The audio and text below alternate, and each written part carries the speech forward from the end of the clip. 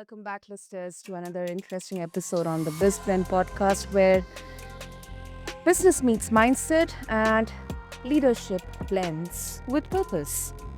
I'm your host, Sana, and today in this episode, we are diving into a topic that hits hard at the heart of entrepreneurship and leadership. Breaking financial limits and leading from a place of overflow, but not burnout. Our guest today, listeners, is someone who knows what it's like to be successful on paper but feels stuck inside. Meet Billy Fowler. Let me share a bit about Billy with all of you listeners. He has spent over 20 years as a corporate HR executive before walking away from it all. After a personal 100-hour life reset, he founded Overflow Nation, a global movement dedicated to helping people reset their lives, align their leadership, and experience true financial freedom. He's also the author of The Answer: Break Every Limit, Receive Every Blessing, This Time the Overflow Stays, a book that is sparking breakthroughs worldwide. So, listeners, get ready to explore leadership from the inside out and also learn how to activate your purpose, your finances, and even your life. Because Billy's message is all about earning while you grow and giving while you rise. So, if you have ever felt like you are stuck in that survival mode or you are wondering what it really means to lead in today's world, this episode is for you. So, Billy, welcome to the show, and it is such an honor to have you with us. Glad to be here. Super excited having me. Great, great. So Billy, let's talk about your journey. Um, 20 plus year corporate career, you walked away from that. I mean, that is a huge leap. Uh, and actually a few can take that risk. So what exactly triggered that decision for you, Billy, and how did that 100-hour life reset lead to founding Overflow Nation? Yeah, so great question and great entry. Uh, Mm. so I guess my evolution is somewhat different. I think that it didn't just start at the catalyst of that decision. I think it went back to my childhood, and I'm initially from um, kind of the midwestern part of the United States, and being brought up as a young boy in the Midwest, I had access to a lot of uh, different things and wholesome activities, and my parents and my grandparents were always big in giving. Giving was a big characteristic within our family structure, and I watched my immediate family give to families and give to just become givers, whether that's in just overall, you know, giving to another family or and my family actually does very well financially. Um, and my family actually owns an aerospace plant in Michigan, and so I didn't come up the traditional route where things were stressful due to finance and economics. I had the privilege of being under that family structure, and so I saw a lot of those characteristics as a young child. And then I left. I went to undergraduate school, and I actually majored in human resources management, and then ended up going to getting an MBA about 10 or 12 years later in finance. And so as I continue my evolution, I noticed a lot of opportunities to give as well. But I noticed that throughout my life, and I'm 53, that a lot of the people didn't have those accesses, and they weren't privileged in those areas, and so I didn't see a lot of giving. And so in my mind, I'm thinking like, man, this world is not like I was used, not what I'm prone to as a young man and as a grown adult. And so I said, wouldn't it be neat to create a structure in this world to create an impulse of giving, because I see a lot of taking and I see a lot of self-centeredness, and I think that that may be okay if that's part of what you're exposed to, and you really can't knock anybody's evolution, because they always say you can't knock anybody until you walk in their shoes. But my shoes were a little different, so I said I wanted to create something for the world, where we can have structured giving. So if I were to put um, Overflow Nation as a mantra, or the genesis, the core genesis behind what I have put together, it's centered around giving. And so I read a book years ago called The Secret, and that was all about manifestation. So if you enjoyed the book The Secret, you'll really love The Answer, and that's essentially the book I put together that's on Amazon. And so if I were to key in one word about The Secret, it would be manifestation. And if I were to key in one word, if I were to double click and zero in on one word for The Answer, it would be activation and overflow. And so, but in order to get the overflow, which is what Overflow Nation is about, you have to understand how to activate it. And if I were to summarize my book, the output is activation. But how do you get activation? It's about giving. And so the book walks you through normal situations that everybody can associate with. It starts off with an individual that has everything going on, but then there's not peace within his own mind. And it even goes into single mothers, and it dives into people behind prison walls. And so it really speaks to the underdogs, the people that didn't get some of the things that we normally, if you're blessed with, if you're fortunate with. So how do you get out of that though? How do you pull yourself out of that? And so I said, the book is just an entry port, a port of entry. So that's just one aspect. So I said, wouldn't it be neat, because I come from the HR world, I know how to put systems and programs together.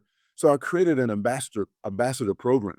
So the first step is really to understand what the book is talking about. It unlocks your access into this kind of this gateway. And then the second aspect behind that is getting placed into a 4-week power circle. And then in the power circle, it really serves as your board of advisors. It really serves as your accountability, because I believe if from individuals, because I would get into subgroups after reading The Secret, and a lot of people got stuck. They really didn't have a next step. And so I said, if I put something together for this world, I don't want you just to read the book and to put it on the shelf. I want to create an ambassador program. So the ambassador program actually involves the power circle, and it's a very structured process. Everything that you do with Overflow Nation, because I come from this HR background, is very structured. And then the next week, it takes you through a 9-week progression. So the 9-week progression walks you through specific things within the book to uncover how to really manifest and activate your overflow. So I'll pause there for questions. Mm. First of all, uh, and that is really really profound. And one question which comes to my mind is, Billy, um, sometimes success can either really get onto our head. It can really sometimes derail, or maybe we would struggle with sustaining success, or it would be so brittle that if there is some kind of we hit some kind of roadblock in there, we kind of give in. So why do you think that happens to us, with us? I mean, what is the reason there? Is it something within our subconscious, or that is how we are wired or programmed? Absolutely, and I think that within, it's ironic that you asked that question, and that's a great leading point. The second um, chapter of the book, and also the second week. So every week addresses each chapter within a book, ironically. And so the second week, or the second chapter, talks about, is actually identified as the block. And in the block, it confronts your internal and external limits that you were taught as a child. And I think that um, the chapter before that gets into mirrors, teaching you what you were exposed to. And I think a lot of people have limited their belief system is very limited. And so we our lives are a direct result of what we attract. And I think that a lot of people don't. And I think a lot of these are laws. You know, they're internal laws and external laws that you need to understand. And just like any laws in today's society, whether in India or here in America, if you break the law by speeding, then you're going to get a ticket.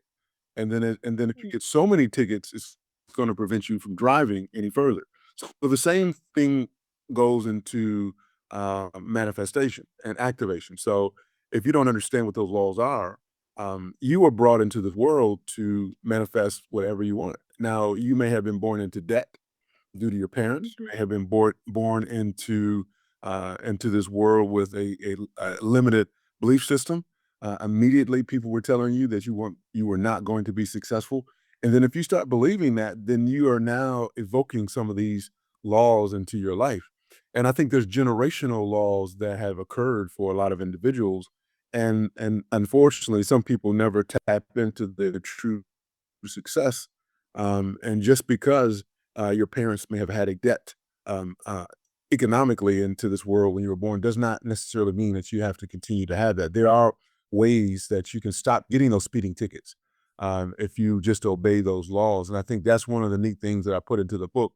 And also I have classes on overflownation.com where people can learn those 9 laws, and gonna have other classes as well that really teach people how to move from where they're at now, because I think a lot of people are stuck, and they don't really know economically how to get out of that situation. I think they just believe that the rest of their life, they're just gonna go from check to check, and I think that that's one of the reasons why I'm so fortunate, because I've been around not only my parents, but key mentors within my life, universally, that created a nice ecosystem for me. Mm. And Billy, you um you have had your 20 years of career into HR. How exactly the financial aspect comes into play, in this 9-week transformational journey? I mean, why do you think it is so important to address that? Because I mean, there are there's so much nuance in there, when we bring that financial aspect here. So how exactly it intersects here? Yeah, so I think the best way to answer that is when people hear the word giving, and I know I started initially talking about that when I started going down the path of my background and what I was exposed to early.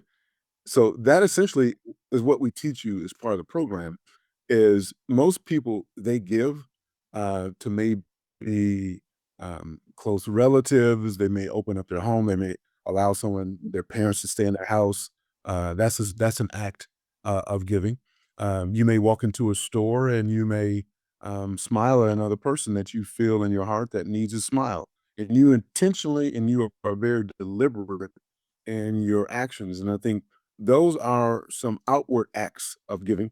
But the to answer your immediate question regarding financial um, aspects, the activation part there is you have to give money. You specifically have to give money, not clothes, not shoes. All those are part of the process that we teach you.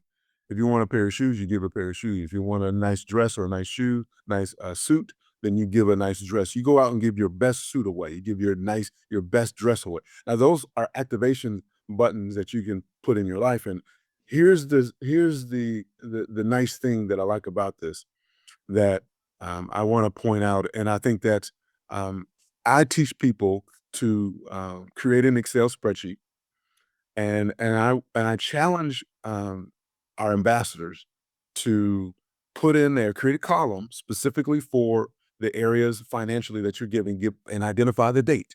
And here's where things change in people's lives. And we're coming out with an app here next week, and we're going to have this community where people can start to showcase these things, because I said, well, we got to showcase these. 'Cause the people are calling me and say, hey, I'm seeing the change. So what is the change? So if you gave, so today is the 20 4th of April, okay, or the 25th, wherever you're at.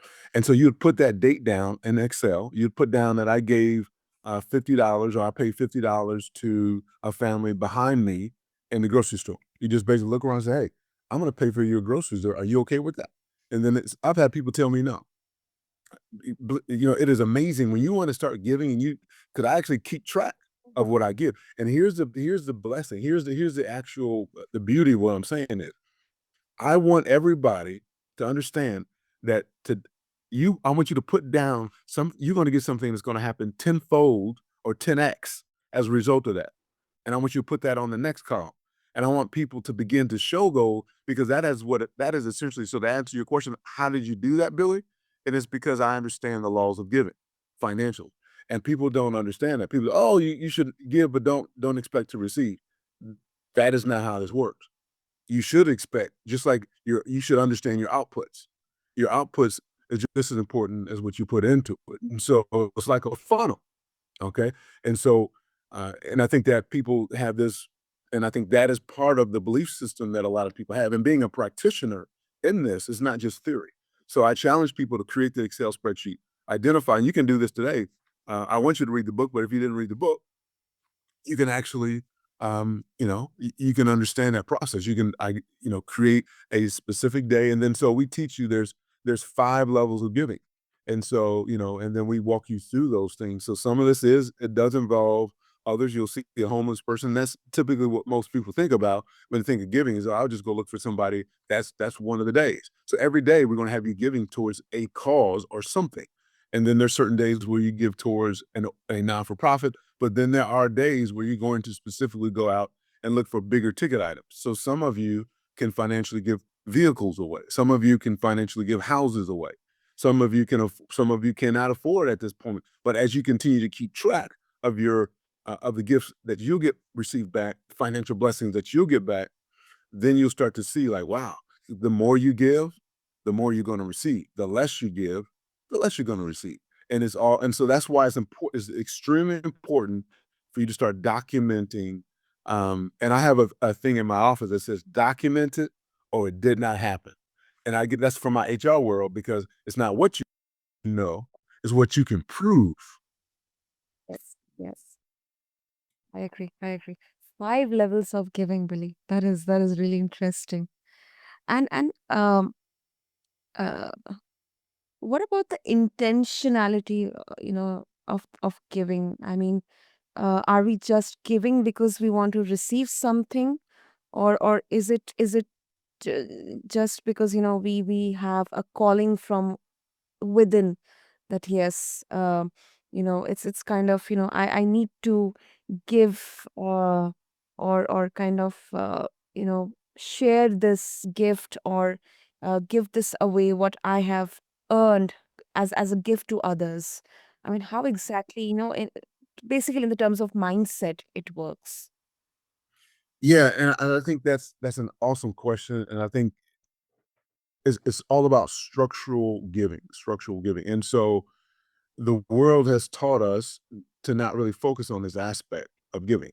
So I think we do have to be very deliberate and very intentional around the word giving. But in terms of the psychological aspects surrounding the core genesis of what you're asking is why, right? Why focus on this? And I think that we as a nation, and I have a goal to reach 1 million people through giving in 2025.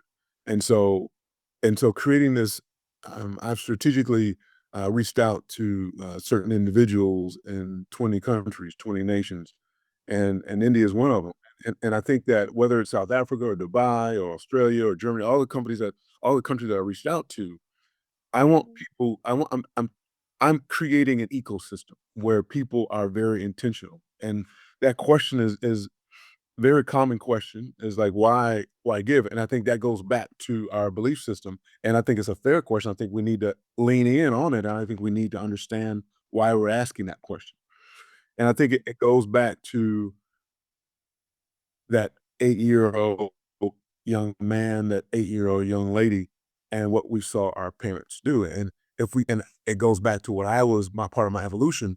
All I saw was giving. I saw grandmother giving. My grandmother, both sets of my mother's father and my mother's mother, my mother's mother, my father's mother. They both were in agriculture. They both owned chickens and pigs and one of my grandmothers had a swine farm, had a hog farm, and so I would watch her give to families, and then I would see I would see some of these families that did not have the things that we had, and I saw um, you know the economic shift in their life where that one thing changed that family from not eating to be able to eat and smile. And so, yeah, it does feel good and it should feel good. And as you see, and I think if everybody felt this way and drove this way, we would have the homeless problem that we have in the world today. Not just, you go to, people like to talk about California and they had a place called Skid Row. If you've ever been, it's horrible. It's horrible. And so, and I know that the president of the United States has addressed this and like, how do we solve it? You solve this problem nationwide by giving. And I think that people when they fully embrace the idea of giving, um, I think we create an overflow where we don't have these issues economically. And so, and I think we've put ourselves into a quandrum where we have this economic system where the United States, we actually print money. We're in a $1 trillion deficit. It's over $1,000 billion. That's $1 trillion, $1,000 billion. A lot of money, and we're in like a 3.5 trillion deficit economically. And so, one of the things I learned in business school was we would put ourselves, our university put us into, and this is essentially where I got the idea from the power circle. It wasn't called a power circle in school. It was just, we were put into this advisory board where we would form a company. And so we would have a CEO, a CTO, a COO, and a CFO. And so if you have those four key department heads, you can run a business successfully. And so I thought, wouldn't it be neat to create a power circle for individuals that wanted to become an ambassador in this Overflow Nation? And we would hold you accountable. Your advisory board will hold you accountable. And so some of the and so and I left it open though. You don't have to create a business, but if you did, I have a process for that. If you want to change the economics in your life, we have a process for that. But if you just want to be a better person, if you've already, because some people that have reached out to me, they've already financially done what they need to do. That's why the first person in the book is financially fortunate. And so I wanted to start there before I got into the weeds with some of the issues that we deal with in life. So I think to answer your question, the intentionality deals with um, creating an ecosystem in this world where we start to hit on homelessness, and we start to hit on single mothers that are in abusive situations where they feel like they can't get out of because their husband is too abusive, whether with verbally or very physically. And I think that we talk about these things, and I want to see a change in this world, and that's why I started. That is really well put, Billy. Very well explained. I think there couldn't be a more justified reason per se to get into this. So before we wrap up, Billy, for those of us who have experienced success, but we still feel like something is missing within us, how do we tap back into that sense of purpose? What's the first small step we can take today? And then of course, read your book and the 9-week transformation course. Yeah, I think that today, for those of you that have not been exposed to um, artificial intelligence. Um, I'm taking a class right now through Wharton. It's a kind of a prestigious university here in the United States, and it's taught me a lot. It's an AI course that I'm almost done with, and I think that if I were to give direction to those that are trying to get unstuck, is to download the free version of Chat GPT. I know I was reading some statistics that 1 out of 5 people haven't heard of ChatGPT yet, which is alarming. And I would create this um, co-pilot in your life where you ask ChatGPT and treat ChatGPT as a thought leader in your economics, and particularly if you are in abusive relationships or you are in. So there's the abusive side of what goes on in this world, which is horrible. And then there's the economic side, which is just as bad. So I would challenge your create prompts within your ChatGPT and not just look for ways of becoming a millionaire, but look for ways to get unstuck and tell your ChatGPT that that AI to serve as a co-pilot for your life, and you're going to use that as a thought leader. And I think that will, because what AI does, it pulls in algorithms throughout, um, certain aspects, and rather than go down that path, it is so sophisticated that I would challenge that it potentially will maybe smarter than some individuals. And so within that aspect, you can now become a super, um, I don't want to say superhuman, but you now have, um, it can articulate things. And I always say the questions you ask yourself control what you focus on. So if you continue to go through life, and I'll close with this, if you ask the wrong questions, you'll never get to the destination. Because if I were to hang out with you for 6 months, I'd be an expert podcaster because I started asking myself different questions. Like, wow, healthy mind, I never thought about it. So the same thing goes with challenging your prompt through AI. You'll start asking specific questions, and the output will be so great that you'll be a better version on the outside of that. Now, I still challenge you to read my book, but that's the best way I've answered it. Definitely, Billy. Definitely. Great. And if our listeners would like to get in touch with you and get a hold of your book as well, and Overflow Nation, and its 9-week transformational journey, what's the best way to do that? Info at overflownation.com is the best way. Info at overflownation.com. Okay, I'll have it there in the show notes. And really, thank you for this raw, real, eye-opening conversation. Uh, I- I think we have learned a lot, and there's still a lot to learn, irrespective of the age, the place, the situation we are in. I think every moment, every situation, every conversation is a learning one if we ask the right questions. And thank you so much for this conversation. Thank you. Thank you for having me. Have a great day.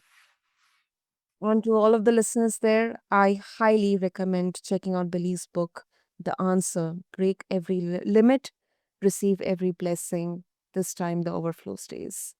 And if you are also ready for a deeper shift, explore the 9-week journey with Overflow Nation.